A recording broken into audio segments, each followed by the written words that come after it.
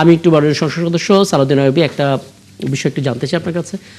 BNP মহাসচিব স্থানীয় সরকার মন্ত্রী মির্জা ফখরুল আলমগীর কথা প্রসঙ্গে আজকে বলেছেন, সেটাও প্রায় সব গণমাধ্যম শিরোনাম করেছে, যে বিরোধী দল এখন নিষিদ্ধ আওয়ামী লীগের ভাষায় কথা বলছে। কেন? কারণ আওয়ামী লীগের মতো সরকারকে একটা অস্থির রাখতে তা চান, এরা তার বক্তব্য। এবং এই বক্তব্যের বিভিন্ন পর্যায়ে বিভিন্ন রকমের কনফিডেন্স তিনি দিচ্ছিলেন বিরোধী দলকে, যে হ্যাঁ আমরা সনদ বাস্তবায়ন করব। যদিও গণভোটের 4টা প্রশ্নের মধ্যে 3টার সঙ্গে আমরা একমত ছিলাম না, 3টার সঙ্গে একমত ছিলাম, আর একটা ভিন্ন মত আমাদের ছিল।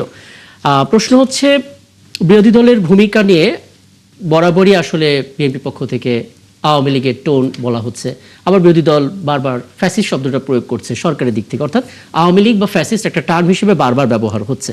দ্বিতীয় কথা হচ্ছে, যখন খোদ গণভোটে 4টা প্রশ্নের সঙ্গে 3টাই বিএনপি একমত, একটাতে একমত না, তখন আসলে আপনারা কিভাবে গণভোটের সমাধানটা খুঁজবেন? আবারও ধন্যবাদ আপনাকে। দেখুন, মির্জা ফখরুল সাহেব তিনি একজন, আমি বলবো বাংলাদেশে এখন যারা প্রবীণ রাজনীতিবিদ তার মধ্যে উনি একজন, কিন্তু মাঝে মধ্যে তিনি বয়সের কারণে হোক যে কারণে, তিনি কিন্তু কিছুদিন আগে বলেছিলেন যে জামাতকে নির্মূল করতে হবে। এটা মানে কোন চিন্তা থেকে বলেছেন, এরপরে কিন্তু তিনি সেই কথা বলেননি।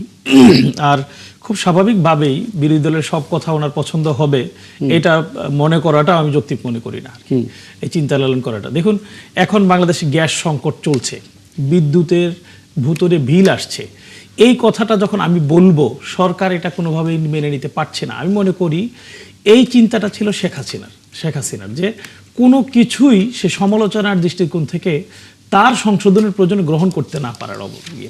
দেখেন, বিদ্যুৎ বিলের ক্ষেত্রে ভুতুরে বিল আসছে, এটার জন্য বাংলাদেশ জামাত ইসলামী অফিসিয়ালি নোটিশ দিয়েছিল যে কার কার ভুতুরে বিল আসছে প্রমাণ সহ দেন। হাজার হাজার বিল আমাদেরকে জমা পড়েছে, ইমেইলে জমা পড়েছে, সেটা নিয়ে বাংলাদেশ জামাত ইসলামী সাংবাদিক সম্মেলন করেছে। কিন্তু বিদ্যুৎ বিভাগ, এই বিদ্যুৎ মন্ত্রণালয় একটা আলাদা বিবৃতি দিয়েছে যে কেউ যদি বিদ্যুৎ বিল নিয়ে অপপ্রচার করে তাকে বিচারের আওতায় আনা হবে, এটা হুমকি দেওয়া হলো। চিন্তা করেন, এটাকে একটা সংকট হিসেবে গ্রহণ করছে না। ঠিক একইভাবে এই বিভাগই একইভাবে যখন জ্বালানি সংকট তৈরি হয়েছিল, তারা সংসদের 300 বিধিতে দাঁড়িয়ে বলেছে যে জ্বালানির কোনো সংকট নাই, অথচ বাইরে বিরাট বড় বড় লাইন ছিল। এই যে সংকটকে সংকট হিসেবে গ্রহণ না করা, কোনো ধরনের সমালোচনাকে নিজেদের মানে সংশোধনের প্রয়োজনে গ্রহণ করতে না পারা, এটা আমি মনে করি না গণতন্ত্রের জন্য ভালো কোনো লক্ষণ, যে কোনো সরকারের জন্য ভালো কোনো লক্ষণ। এই জায়গা থেকে ইতিমধ্যেই বাংলাদেশের মানুষের মধ্যে ভয়াবহ একটা রিভোল্ট হয়েছে, কারণ অতীতেও এই বিদ্যুৎ ম্যানেজমেন্টে বিএনপি সরকার মানে আমি বলবো একটা ব্লান্ডার কন্ডিশন তৈরি করেছিল। তারা একেবারে 100% ব্যর্থতার পরিচয় দিয়েছিল তখন বিদ্যুতের এই ম্যানেজমেন্টের জায়গা থেকে। এখনও যা শুরু হয়েছে, ইতিমধ্যে জ্বালানি সংকট নিয়ে শুরু হয়েছিল, সেটা কিছুটা হলেও উত্তরণ হয়েছে, এখন গ্যাস সংকট শুরু হয়েছে। এটাকে মেনে নিয়ে বিদ্যুতের যেই আজকেও দেখলাম কয়েকটা জায়গায় 7 ঘন্টা 8 ঘন্টা বিদ্যুৎ থাকবে না বলে সরকারিভাবে মানে একটা বিজ্ঞপ্তি দেওয়া হয়েছে। এই যে ঘন্টার পর ঘন্টা বিদ্যুৎ থাকতে পারছে না, আপনাদের কাছে বলেছে, মেইল করেছে, আপনারা নিয়ে যাচাই করে দেখেছেন? হ্যাঁ, নিঃসন্দেহে এটা যাচাই করে দেখা হয়েছে। এটা আমি আমার বিদ্যুৎ বিলের কথাই বলি, গত মাসে যা এসেছে তার 3 গুণ বিল এসেছে এখানে কেন বিল এসেছে দেখেন, সার্ভিস চার্জ নেওয়া হবে না বলে মাননীয় প্রধানমন্ত্রী এবং বিদ্যুৎ মন্ত্রী বলেছিলেন, কিন্তু এখন পর্যন্ত সার্ভিস চার্জ নেওয়া হচ্ছে। এরপরে প্রিপেইড মিটারে ডিমান্ড চার্জ নেওয়া হচ্ছে। প্রিপেইড মিটারে তো ডিমান্ড চার্জ নেওয়ার কোনো সুযোগই নেই, কোনো কথাই না, এটা একটা ডিজিটাল জালিয়াতি। জুন মাসে সিস্টেম লস কম দেখানোর জন্য বিদ্যুৎ বিল কম দেখানো হয়, এবং জুলাই মাসে এসে এইটাকে আবার একসাথে করার জন্য যখন মিটার দেখে করে, তখন স্বাভাবিকভাবেই গত ইয়েতে যেটা কম দেখানো হয়েছে এটার সাথে অ্যাডজাস্ট করা হয়। এরপরে সরকার ভর্তুকি মূল্যে বিদ্যুৎ দিচ্ছে, সরকার একথা বলছে 67,000 কোটি টাকার মতো বছরে এখানে ভর্তুকি দিচ্ছে সরকার বলছে। ভর্তুকি মূল্য দেওয়ার পরেও বাংলাদেশের মানুষের এখন মানে হাপিত্যেশে উঠে গেছে এই বিদ্যুৎ বিল দিতে। বিদ্যুৎ বিলের এই কাগজ দেখে মানে অস্থির অবস্থা তৈরি হয়েছে। এটা কেন? সমস্যাটা কোথায়? পলিসিগত সমস্যা নাকি? আমি বললাম যে সার্ভিস চার্জ এখন কেন থাকছে। এরপর দেখেন, সরকার যাদের মাধ্যমে বিদ্যুৎটা বিতরণকারী প্রতিষ্ঠানের কাছে দিচ্ছে, বিতরণকারী প্রতিষ্ঠানের কাছে যেই মূল্যে দিচ্ছে, আর বিতরণকারী প্রতিষ্ঠানগুলো কি মূল্যে বিতরণ করছে, এটা জনগণের কাছে ভোক্তাদের কাছে বিক্রি করছে, এটা নিয়ে কোনো তদারকি আছে? এটা নিয়ে কোন অবস্থায় আছে? এটা কোন পজিশনে আছে? সরকার এটা নিয়ে কোনো কাজ করছে না। এই যে জায়গাগুলো আছে, এরপরে ধরেন বিদ্যুতের এই সংকটের অন্যতম একটা কারণ হলো গ্যাস সংকট। গ্যাস সংকটের কারণে অনেক বিদ্যুৎ উৎপাদনকারী প্রতিষ্ঠানগুলো যথাযথ পরিমাণে বিদ্যুৎ উৎপাদন করতে পারছে না। এই গ্যাস সংকট নিরসনে সরকারের উদ্যোগগুলোর কথা একটু চিন্তা করে দেখেন। যে ঘটনা ঘটেছে, সরকার বলেছিল 20 দিনের মধ্যে সমাধান হবে, এখন পর্যন্ত সমাধান করতে পারেনি। কেউ কেউ বলছে এটা আরো লম্বা সময় লাগবে, কতদিন লাগবে। এরপরে সরকার বলছে গ্যাসের কূপ খনন করবে, অথচ এই কূপ খননের জন্য সরকার এখন পর্যন্ত কোনো ধরনের বরাদ্দ দেয় নাই, কোনো ধরনের এখানে দেয় নাই। বলছে যে ডিপিপির ভিত্তিতে এটা করবে। ডিপিপিতে করতে একটা প্রজেক্ট কমপক্ষে 3 বছর সময় লাগে। 3 বছর সময়ের মধ্যে যদি খননের কাজ শুরু করার সিদ্ধান্ত নেয়, এটা বাস্তবায়ন করতে আরো 2-4 বছর চলে যাবে। এই সরকার আমলে খনন শুরুই হবে না। গত 17 বছরে গ্যাসের খনন শুরু হয়নি, এখন পর্যন্ত এটা নিয়ে এরকম যদি উদ্যোগ থাকে তাহলে দেশের মানুষের কি হবে? যেই পরিমাণে বরাদ্দ অন্যান্য প্রজেক্টগুলোতে দেওয়া হচ্ছে, প্রায়োরিটি বেস গভর্নমেন্ট যে প্রজেক্টগুলো নিয়েছে সেটা নিয়ে যে পরিমাণ কাজ করছে, গ্যাস খনন নিয়ে সরকার কি কাজ করছে আসলে এখন পর্যন্ত? কোনো কাজ করতে পারেনি।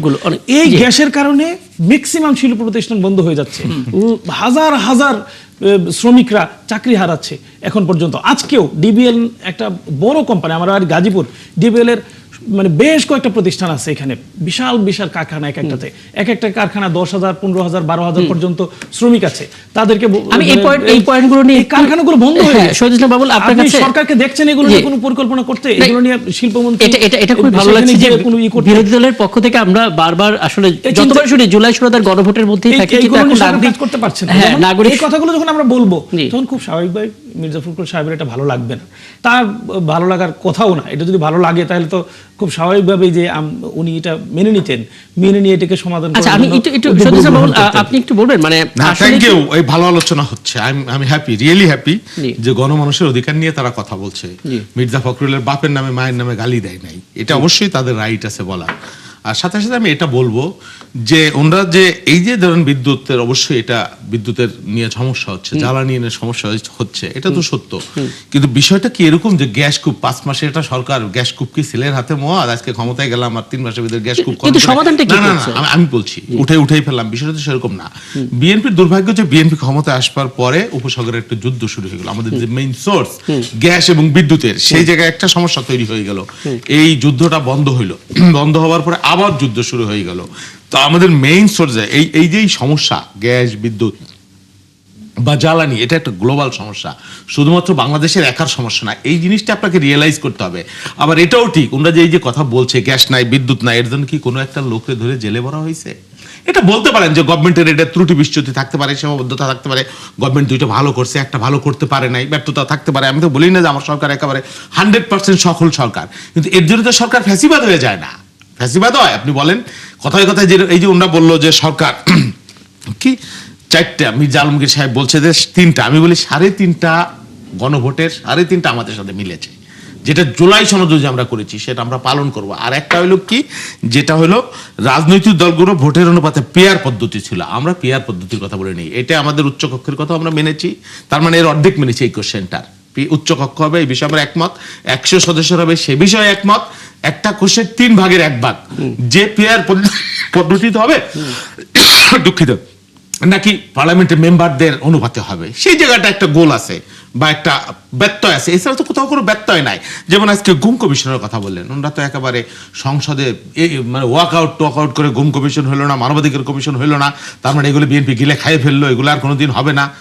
আজকে গুম কমিশন ক্যাবিনেটে পাশ হয়েছে, এবং যেই সমস্ত দুর্বলতা ছিল, আমরা বারবার বলেছি এই কথাগুলা, সহ্য হয় না, উঠছে ঋতুর বিয়ে এখনই করতে হবে, এখনই সই করতে হবে, এরকম একটা মানে দরজা খুলে দেখলাম যারা করুম তারে বিয়ে, এরকম একটা বাস্তবতা আর কি। তো গুম কমিশন তো চমৎকার ভাবে এবার সংসদে উপস্থাপন হবে, আজকে ক্যাবিনেটে পাশ হয়ে গেছে। সেখানে গুমের জন্য সর্বোচ্চ শাস্তি মৃত্যুদণ্ড নিশ্চিত করা হয়েছে। তারপরে গুমের পরিবারগুলা যে 5 বছরের মধ্যে যদি হদিস না পাওয়া যায়, তার সম্পত্তি সে ব্যবহার করতে পারবে, ব্যাংক অ্যাকাউন্টে ব্যবহার করতে পারবে। না বিদ্যুতের সমস্যা আমি স্বীকার করছি, অস্বীকার তো করছি না। এর জন্য তো আমি ফ্যাসিবাদ হয়ে গেলাম না। আপনি যে ফ্যাসিবাদের সংজ্ঞার সাথে বিদ্যুৎ নাই এটা যদি মিলিয়ে ফেলেন, এটা তো আমি অবশ্যই আমার এলাকা থেকে মানুষ ফোন করছে, এটা একটা সমস্যা হচ্ছে, এটা নিয়ে আমরা অরিড, এবং এটা কিভাবে দ্রুততম সময়ে সমাধান করা যায় সেই বিষয়ে আমরা কথা বলছি, আমাদের উদ্বেগ আছে, কিন্তু সমস্যাটা আমরা ক্রিয়েট করিনি। আর আপনি জানেন বিদ্যুতের যে বিষয়, সেখানে হাজার হাজার কোটি টাকা পাওয়ার প্ল্যান্টের মাধ্যমে প্রাইভেট সেক্টরে যেভাবে করা হয়েছে, হ্যাঁ, এই জায়গাটায় যে বিপুল পরিমাণ লোন এবং টাকা, সেগুলো গচ্চা দিয়ে যদি আপনি এই পাওয়ার প্ল্যান্টগুলো থেকে বিদ্যুৎ আমদানি, বিদ্যুৎ তৈরি করতে যান, আপনার 3 গুণ 4 গুণ খরচ বেশি পড়ে যাবে। সেইটা রাষ্ট্রের এই বিধ্বস্ত অর্থনৈতিক বাস্তবতা রাষ্ট্রকে তো মানে বিয়ার করা একটু ডিফিকাল্ট হয়ে যাচ্ছে। তারপরে এই প্রবলেম আজকেও দেখলাম আপনার একটা প্লান্টের 70 মেগাওয়াট যুক্ত হলো নতুন করে এই কয়েকদিন, যেটা ছিল অকেজো ছিল, আরো 2-1টা প্লান্টের এরকম অকেজো জায়গায় সেগুলো তৈরি হচ্ছে। আমরা আশা করি 2-3 দিনের মধ্যে বিদ্যুৎ পরিস্থিতির উন্নতি হয়ে যাবে। এটা তো আমরা অস্বীকার করছি না বা ওনাকে মিথ্যাবাদীও বলছি না, এবং উনি যে সমালোচনা করছেন এটাও ঠিক আছে। এই ব্যর্থতা আমরা ধরে নিচ্ছি। গভর্নমেন্টের সব জায়গায় কিন্তু এগুলো কোনো কিছু আসলে ফ্যাসিবাদ হিসেবে- এইগুলো হইলে ফ্যাসিবাদ বলে না, এটাকে ফ্যাসিবাদ বলে না। আমরা ভুল জায়গায় ভুল শব্দ ব্যবহার করতেছে। হ্যাঁ, আর 5 মাসে বিদ্যুতের প্লান্ট তৈরি করে 5 মাসে গ্যাস খুব খনন করে গ্যাস উত্তোলনও করা যায় না। এটা সময় এই উদ্যোগটা সরকার গ্রহণ করেছে আসবার পরে একটু সময় দিতে হবে। এই যে যেমন গুম কমিশন আজকে হয়ে গেল, জি। এটা ওনারা 3 মাস আগে থেকে চিল্লাপাল্লা করতেছে, সংসদে ওয়াকআউট করতেছে, গুম কমিশন খাই ফেলছে, বিএনপি গিলে বলছে জীবনে আর হবে না, হইলো তো মানবাধিকার বুঝতে কমিশন তো পারছি। হচ্ছে, এবং এক এক করে জুলাই সনদের সবগুলা ইনশাল্লাহ হয়ে যাবে। আপনি অস্থির হওয়ার দরকার নাই, উদ্বিগ্ন হওয়ার দরকার নাই। 5 মাসের মধ্যে হবে? হ্যাঁ, আগামী 5 মাসের মধ্যে না, আমি বলছি না 5 মাসের মধ্যে হবে, পর্যায়ক্রমে কিছু কিছু তো সংবিধান সংশোধন সাপেক্ষ হবে, কিছু কিছু এটা তো সংবিধান এই জুলাই সনদের মধ্যে লেখা আছে। সুতরাং আপনি এত উদ্বিগ্ন হবেন না, এত উৎকণ্ঠিত হবেন না। বিএনপি ফ্যাসিবাদ হবে না, বিএনপি আওয়ামী লীগ হবে না। বিএনপির আগেও বহুবার ক্ষমতায় ছিল, বিএনপি কখনো ফ্যাসিবাদ হয় নাই, বিএনপি পালায়ে যায় নাই, বিএনপি বারবার জনগণ বুঝতে পারছি, দেখা যাক। এইগুলো আমি- আপনারা না আমি শেষ করি 10 সেকেন্ড। এই ইলেকশনে আগের থেকে আমরা বলছি বিএনপি থাকবে না, বিএনপি আওয়ামী লীগ গেছে যে পথে বিএনপি সেই পথে 1, 2, 3, 4 বিএনপি টিনের চালা কাউয়া এই সেই নানান ধরনের বিএনপির ভোট নাই, সাদাওয়াজ চুন্ডিতে বিএনপি মানুষ মুখ ফিরেই নিছে।